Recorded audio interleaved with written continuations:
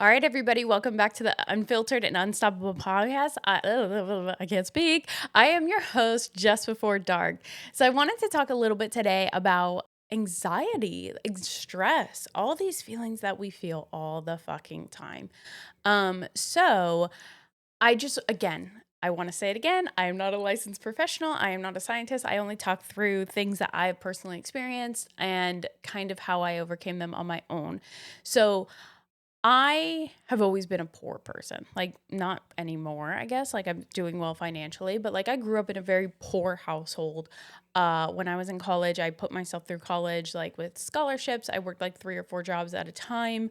I lived on my own. Like, I was very much, there was many, many times I had like maybe $3.50 to live on in my bank account. So, the idea of therapy or having any kind of like actual like someone to help my brain was never even a thought. Like, it wasn't a thought.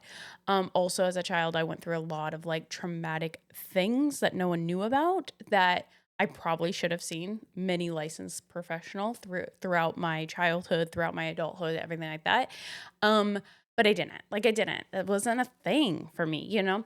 And luckily I'm in a position now where when my daughter, like, she's recently in the last couple of years, she lost her grandpa. She went through a lot of things with school, and we were able to get her a licensed professional to kind of help her talk throughout her thoughts. So like, I know how valuable talking to somebody else is. Like, I know that. It's just not everybody is in the situation that they can, right? So um with that said, I actually ended up struggling a lot in my youth and in my early college years with depression, anxiety, and stress, where I didn't really know that's what was happening until I kind of got a little bit older. And what actually ironically helped me through a lot of this was turning to working out. So I said before that I used to be like, hell no, I don't want to work out. That sounds so lame. And then it became like, I don't want to diet. So fuck it. I guess I have to work out because I don't want to diet. Right. And so what I was noticing was I would start going to the gym, and that's when endorphins get released. You start feeling better about yourself. And then you start to realize as you look back, you're like, holy fuck, I was kind of in a dark fucking place. And I had no idea until I started doing these things. And so I remember a lot, like, once I kind of had that first epiphany of, oh shit, like, you kind of have to start taking care of yourself. Otherwise, you're going to go down a dark hole. I would see friends that are like, hey guys, I'm struggling a lot mentally. I have no idea what to do. And I would reach out and be like, hey, like, I found the secret hack. I found it. I found it. Like, go work out. It actually fucking helps. And they would be like, no, I can't. Or no, I won't. And it always made me so sad because I see a lot of people that turn to anything else except for taking care of themselves to fix depression, anxiety, stress, when in reality, it's very hard. It feels like almost like a band aid, like when you start looking for other options.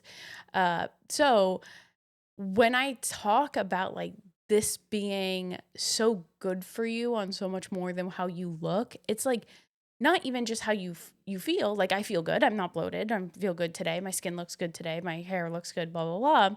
It's like, how are you doing mentally? Like, how are you doing mentally? Are you feeling good about yourself or about the situations you're in? Because I'm not gonna lie, I am somebody that used to, in any situation, like stress, anxiety, like I would have like a mental breakdown over like the smallest inconvenience because I mean, fuck, I just told you I was working 3 or 4 jobs while going to school full time. Like, I would have my day pack, pack, pack, pack, pack. So, like, oh my gosh, I forgot to fill up on gas would cause like this like trigger in me of like, now I'm crying. And it's like, why are you crying over gas? And it's like, well, I have this and this and this and this, and I'm anxious about this and I'm anxious about this. And it's like, I had no release. I had nothing for me to kind of help balance out those emotions. And, I would overthink everything, overthinker. Every conversation I've ever had, everything was just like high alert, high anxiety. And then as far as the depression goes, it would be one thing that like I didn't even realize I was in it until I got out of it. And I was like, oh my gosh, I would like hold myself up in my room and watch like endless TV in the dark. And I would have like really trash food and I would just eat in my bed and like I wouldn't want to talk to anybody for like months. Like that's oh my God, that's horrible, right? And so it wasn't until I started doing all these other things of focusing on my health, focusing on my wellness, that the mindset like shifted, like things cleared up. And I think I get so upset when I see everybody that's like won't even give it a shot. Like I have a brother that is the smartest person I've ever met. Like he completely skipped calculus 1 in junior year of high school. He's like, I don't even have to take that. And they're like, what the heck do you mean? He's like, give me the AP test. He took it, got a 5. He never took calculus. He went right to calculus 2 as a junior in high school. Smartest person I've ever met, but he doesn't have a job. He lives at home with my mom. Like he's in his late 20s and he's so focused on all these medical things he has wrong, but he eats nothing but processed foods and he doesn't move his body. And he's like, oh no, I can't do that because I have XYZ. And it's like, no, you have XYZ because you are putting literal poison in your body and you won't hear it. And I have a lot of friends too, the same way. It's like, oh, I can't do that because I'll get sick. And it's like, that doesn't make any sense, but you can't see it when you're in it. It's not until somebody rips you out or you have to kind of rip yourself out and be like, this is not normal behavior. This is not okay behavior. And pharmaceuticals, it shouldn't be your automatic fix. Again, I'm not a doctor. Like if you go to your doctor and they say that's your fix, I'm not telling you not to take your medication. That is horrible advice. I'm just saying that if you go and look and say, hey, I'm feeling this way. Is there a natural way I could do it? Because everybody's going to push you something. Follow the money, baby. Like in everything in life, if you're like, I don't know if this is right or not, follow the money. Who's making the fucking money off of that? Do you trust them? Do you trust them? Or can you figure out a way to just do it naturally? Just do it normally. And everything switched for me, right? Like I'm here on a podcast today talking to you about stuff that I probably shouldn't even be talking about. I'm just giving you like my own personal advice when based off my like how I was brought up and how I should never be talking on podcasts. You would think I would never have made it here, but I did. And I did it just by doing the things we're talking about right now. Just by prioritizing my health and what came in my body and prioritizing like how I move my body and prioritizing how I think, who I let in my life, who I let influence me on the daily basis. Like yesterday, there was a little bit of drama in the community I'm in, and that started to feel toxic to my head. And so I had to remove some people out of my life because it's not worth that, right? The toxicity is not worth it because I was spiraling, right? So all these little tiny shifts are gonna, in the long term, not just get you the body you want, but I'm telling you, like your anxiety. I used to be a type A person, fucking type A. Like, holy shit, everything had to be in its perfect box. And if it didn't, like I said, mental breakdown. I am so type B now. I don't give a fuck. Go with the flow, baby. Whatever happens, happens. I don't plan a vacation. When we go on vacation, we'll just see how it goes. What a wild concept. And obviously, my husband helps a lot with that because he helps me a lot in general. But I was able to let so much go because my anxiety's not there.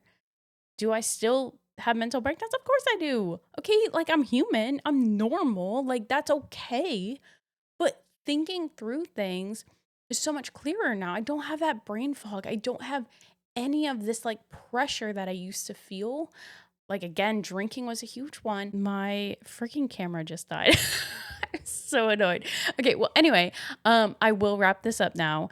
But I hope that kind of helps. That like again, another reminder that why you're here, right? Like you may look good in the mirror and you feel like you look good in the mirror, so you're like, I'll give up. I don't really care anymore. But no, you're doing it for other things too, and you have friends and family in your life that are also struggling as well. Like God, I just wish that everyone would just give it a shot. Like I feel so bad sometimes that I feel so sad almost. Like I know people are struggling. I know they're hurting. I know people they can't fucking tie their shoes. They can't touch their toes. They can't move their body. They can't see their day in a positive light. It's just negative and it's so sad because you're like, "Hey, I did it and it worked. Would you like to try my thing?" And they're like, "No." And it's like, oh my God, okay, whatever. Um, but for you, everybody that's listening, I am really appreciate that you're still here. And I'm really hoping that this is helping you in more ways than just physical. And if you're not seeing that benefit yet, don't worry. Like it's going to come. It takes time, but I am proud of you for still being here. But anyway, I hope you guys have the best rest of your day and I will see you tomorrow.